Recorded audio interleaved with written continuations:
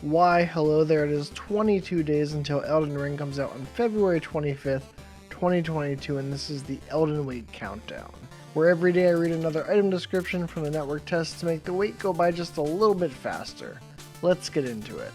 We are continuing our block of item descriptions talking about various warriors and soldiers, and today we are talking about the battle axe, a thick, heavy blade attached to a handle.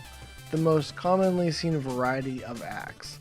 Axes are known to have been favored by the warrior king who led the Long March. They are also regarded for their powerful charge attacks. So we learn about the warrior king here who led something called the Long March, which may or may not refer to the historical event in China. I don't know about that either way, but the main question people are asking about this item description is, who is the warrior king? My bets are on someone who we don't know yet, but there is an ongoing debate that it could either be Hoarah or Godfrey. The argument is that Godfrey is a king and wields an axe, so it makes sense as him as a warrior king. On the other hand, it is argued that Hoarah is considered because the Badlands sounds like a place where a long march might occur, as well as the soldiers of the Badlands being called warriors.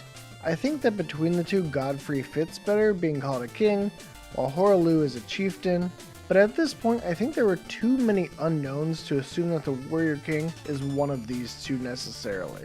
I'm all for connecting the dots at this stage when there's enough information, but at this point it feels a little too speculative to me, and I think it's just as likely to be Godfrey potentially as it is to be another character that we just haven't met yet, because the lands between is an empire is what it's referred to as, so I wouldn't be surprised. We know we have the Carrion royal family, you have America who is married to Godfrey, and after Godfrey leaves there's probably other kings, so I wouldn't be surprised if there are plenty of kings going around and the warrior king is one of them.